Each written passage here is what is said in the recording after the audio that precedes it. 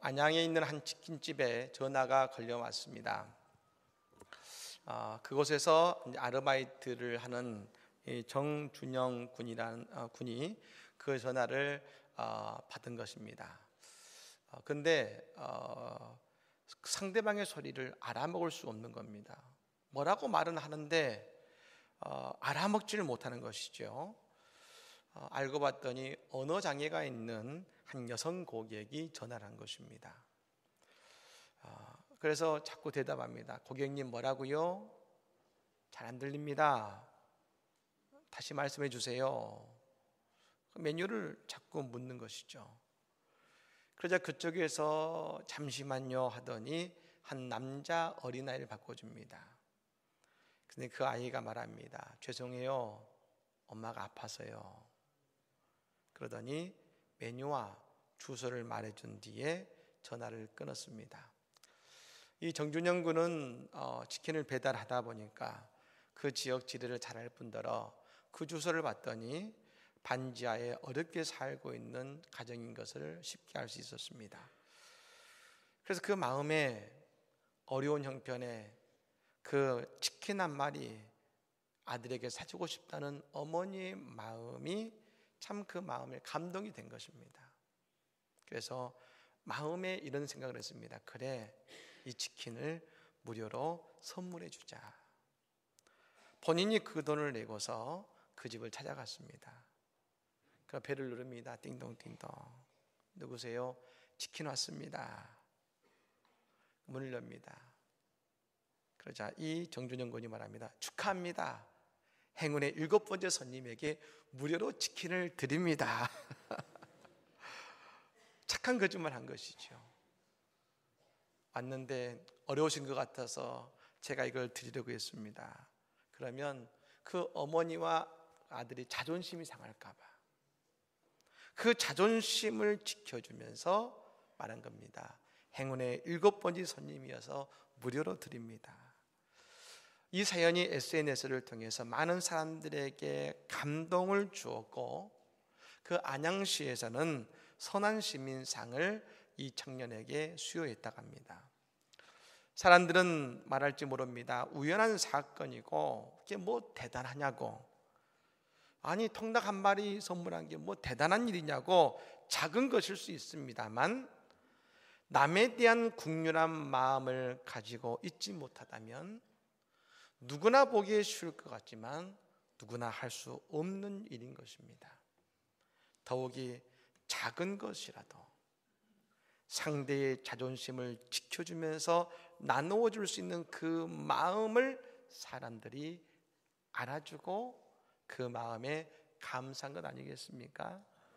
사랑하는 여러분, 성탄절은 하나님의 사랑을 확인하는 날이고 우리도 그 사랑을 나누는 날입니다. 대림절을 통해 아기 예수의 나심을 바라보는 이날, 우리 모두에게 사랑의 마음이 가득하고 그 사랑을 전하는 우리의 복된 삶이 되시기를 예수님으로 간절히 축복합니다. 아멘. 성경에 보면 하나님의 사랑에 대한 표현이 참 많이 나옵니다.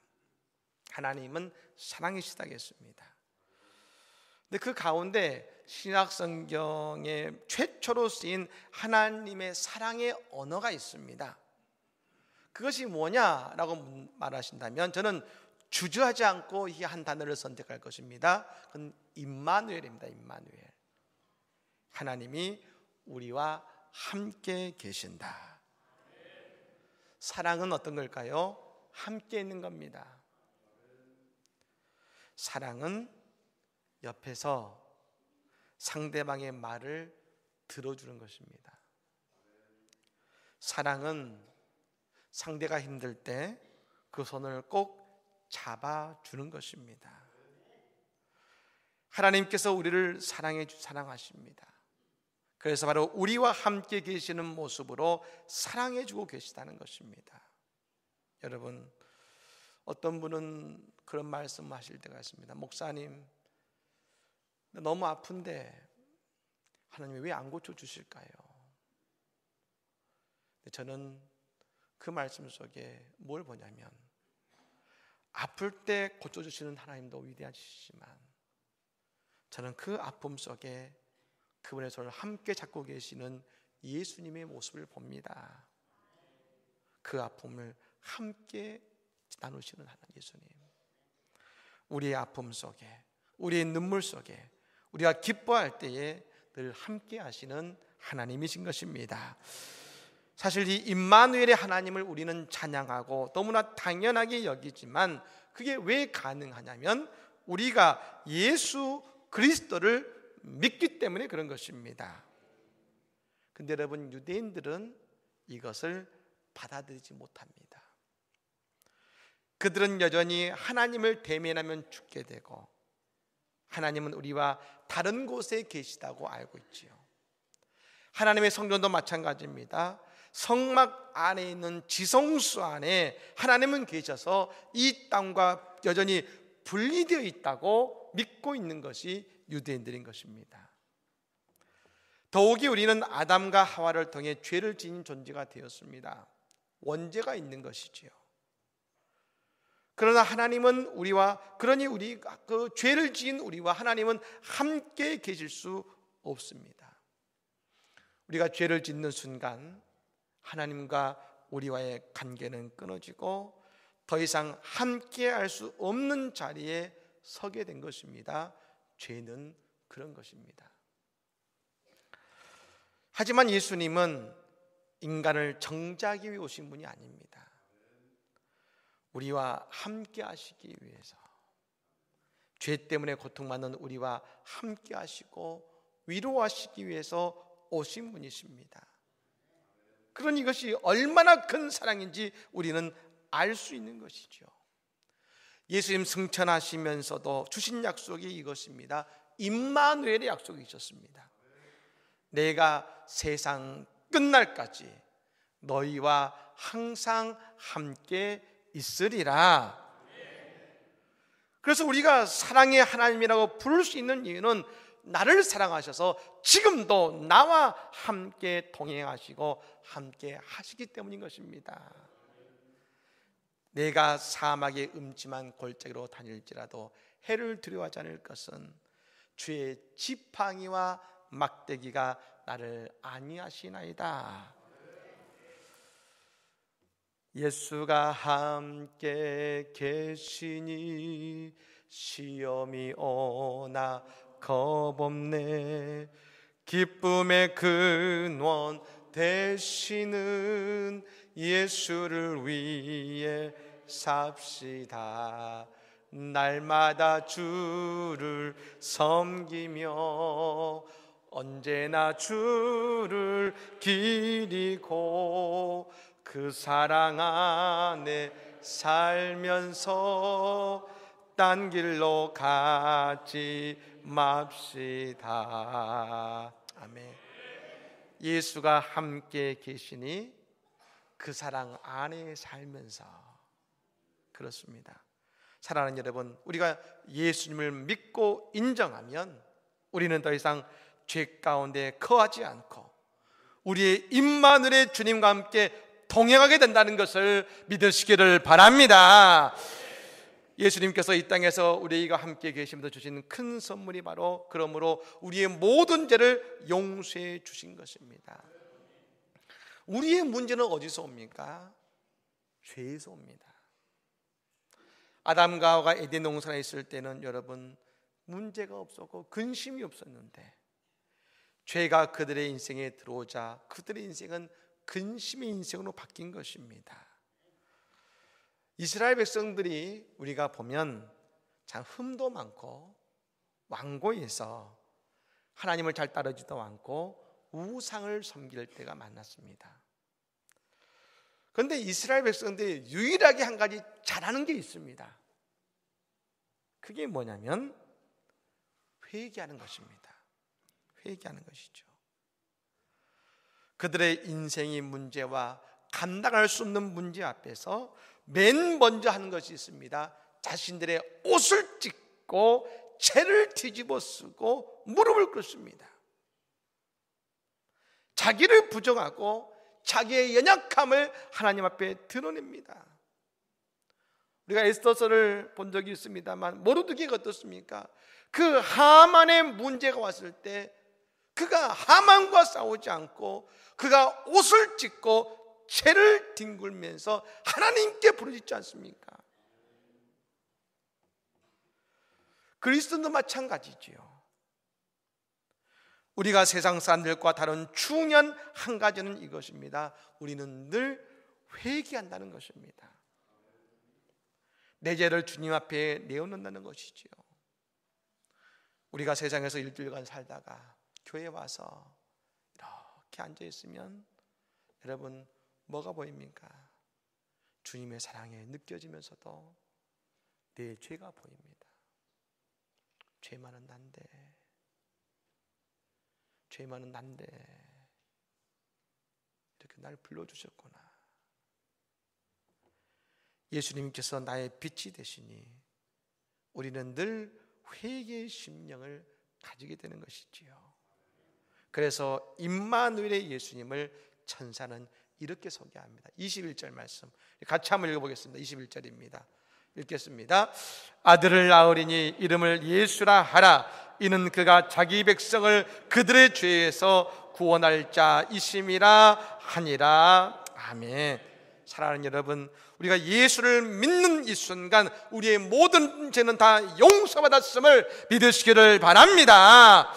그리고 임마누엘의 예수님과 우리가 함께 거닌다는 것은 뭡니까? 우리의 모든 죄의 문제에서 해결받았다는 것입니다. 이것이 여러분 우리의 인생의 가장 중요한 사실인 것이죠. 오늘 지금 이 자리에도 와 계십니다만 지난주에 제가 소개해드린 한 성도님의 소개를 해드린 적이 있습니다. 그분의 자제분들께서 지금 함께 예배하고 계십니다. 지난주에 안타깝지만 소개해드린 그 성도님은 하나님의 부르심을 받으셨습니다. 근데 그 마지막에 참 놀라운 그 고백을 여러분과 또 나눠야 될 것 같아서 제가 말씀을 드립니다. 이분이 식도암이 있었는데 투병 생활을 하시다가 병상에서 세례를 받으셨습니다. 근데 그 부인 되시는 분께서 이전에는 열렬한 불자셨습니다. 그래서 제가 세례를 드리고 며칠 후에 또 손님 오셔가지고 그 전에 염주를 또 걸어드리신 겁니다. 그런데 어느 날 저를 간절히 찾으시는 때가 있었습니다. 그래서 제가 그 다음날 급히 갔었는데요.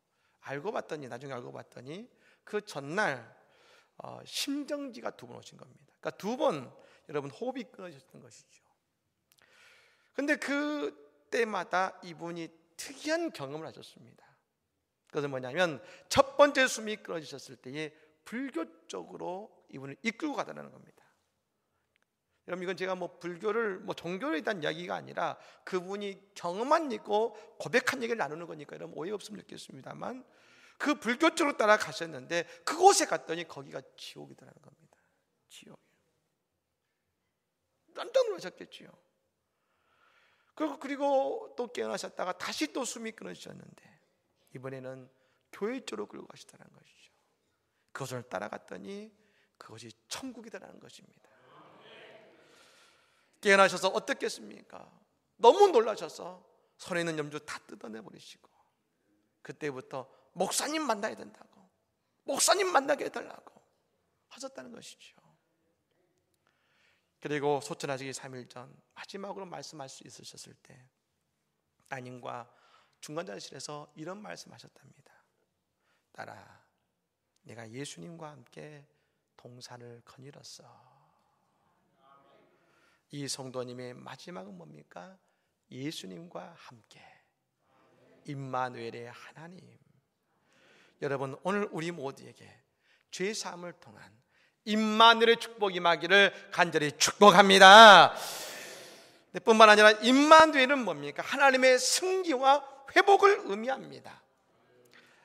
임마누엘이라는 말이 어디서 처음 나왔을까? 이사야 여러분 7장 14절에 나오는 말씀을 오늘 천사가 인용하고 있습니다만 이 말씀은 남왕국 유다의 아하스 왕 때 이야기입니다. 그때 그 아수르라는 강대국이 있었는데요. 그 강대국에 대항해서 북왕국 이스라엘과 그리고 아람국과 블레셋 여러 나라들이 연합해서 이 아수르에 대항하려고 한 것입니다. 근데 그때 이 남왕국 유다인 아하스 왕은 고민을 하다가 연합국에 들어간 것이 아니라 이 아수르와 화친을 맺어버린 겁니다. 그러니까 이 북왕국 이스라엘과 더불어서 이 연합국가들이 먼저 아수르와 전쟁하기 전에 먼저 이 이스라엘 남왕국 유다를 쳐들어온 것입니다. 그때의 이사야 선지자가 자기 아들과 함께 이 아하스 왕에게 찾아와서 말합니다. 왕이시여, 여호와 하나님께 징조를 구하십시오. 하나님께서 나를 이곳에 보내셨습니다. 징조를 구하시고 그 징조를 보고 믿고 나가서 승리하십시오 라고 말했습니다. 그런데 아하스 왕이 뭐라고 대답하냐면, 나는 구하지도 않고 여호와를 시험하지도 않겠습니다 라고 대답한 겁니다. 이 말이 우선 보기는 겸손해 보이지만 그가 하나님을 믿지 못했기 때문에 그런 말을 한 것입니다. 하나님은 아하스 왕에게, 저 남왕국 유다의 백성들에게 승리와 회복의 징조를 보여주기를 원하셨습니다. 그리고 그 믿음의 징조를 가지고 그 땅의 회복과 승리를 이루기를 원하셨습니다. 그런데 하나님을 믿지 못하니 징조를 주신다 해도 구하지 못합니다. 반면 사사 기드온은 어땠습니까? 미디안의 속국이 되어서 고통스러운 나날을 보내고 있을 때 그 미디안이 또 이스라엘을 쳐들어왔습니다. 전쟁을 할 수도 없고 해보나 만합니다. 그런데 하나님의 사자가 기드온에게 나타나셔서 말씀합니다. 큰 용사여, 여호와께서 너와 함께 계시도다. 그리고 그것을 확인하기 위해서 기드온이 징조를 구했습니다. 징조는 하나님의 사인이죠. 내가 너와 함께 있다. 그 징조를 보면 우리는 담대히 나가서 싸워 하나님의 승리를 거둘 수 있는 것 아니겠습니까? 아하스 왕은 하나님의 징조를 거부했습니다. 하지만 하나님은 이사야 선지자를 통해서 아하스는 거부했지만 이 땅에 하나님의 또 다른 징조를 선포하시면서 말씀하십니다. 그 징조를 보고 알면 그 속에 회복과 구원과 승리가 있을 것이다. 근데 그 징조가 뭡니까? 그것은 처녀가 잉타여 아들을 낳으리니 그의 이름을 임마누엘이라 하리라.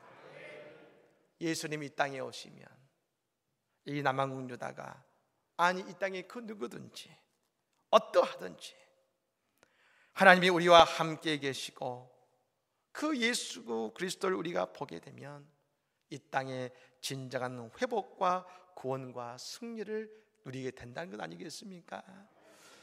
로렌스 형제의 하나님의 인재 연습이라는 여러분 고전의 책이 있습니다.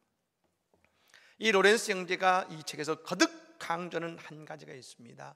영적인 삶에 필요한 한 가지가 있다면 하나님의 임재를 체험하는 것이다. 그리스도인들이 해야 될 아주 중요한 훈련이 있다면 우리의 일상 속에서 하나님의 임재를 체험하는 것이다. 그래서 초대교회 성도들은 매일의 식탁에 찾아오시는 예수님, 우리와 대화하시는 예수님, 지친 여정 속에서도 함께 하시는 그 예수를 늘 만나고 동행했던 것입니다. 아주 신실한 믿음을 가진 의사 선생님이 있었습니다. 이분이 자신의 의술을 사용해 병자를 고치면서 늘 그들에게 전하는 말이 있었습니다. 병이 더 빨리 낫고 싶으십니까? 예수님 믿으십시오.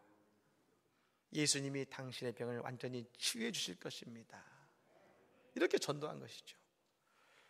근데 어느 날 믿지 않는 사람이 그 치료를 받다가 그 얘기를, 복음 전도를 듣습니다. 그리고 질문합니다. 선생님, 그럼 선생님은 처녀가 애 낳았다는 걸 믿으십니까? 만일 선생님께 어떤 여인이 와서 성령으로 임신했다 하면 그 말을 믿으십니까? 이 말을 들은 의사 선생님이 빙그레 웃었습니다. 예, 분명 저도 평범한 여인이 성령으로 잉태했다 한다면 안 믿을 겁니다. 그런데 만일 그 아이가 자라나서 물을 포도주로 만들고 무리를 걷고 죽은 자를 살리고 3일 후에 부활한다면 나는 그녀의 말을 믿을 것입니다. 그렇습니다. 하나님의 아들이신 예수님께서 우리에게 오셨습니다. 그리고 우리를 죄에서 구원해 주셨고 우리와 함께 계셨고 예수의 나심이 곧 우리의 모든 삶에 하나님의 승리를 말씀해 주셨습니다. 그 임마누엘의 예수님이 오늘 우리와 함께 하시고 이번 성탄절날 다시금 우리와 함께 하시는 주님의 사랑을 우리에게 베푸시길 원하십니다. 사랑하는 여러분, 날마다 임마누엘 주님과 동행하시고 구원과 감사와 승리를 경험하는 우리의 아름다운 삶이 되시기를 주 이름으로 간절히 축원합니다. 아멘. 찬양하겠습니다.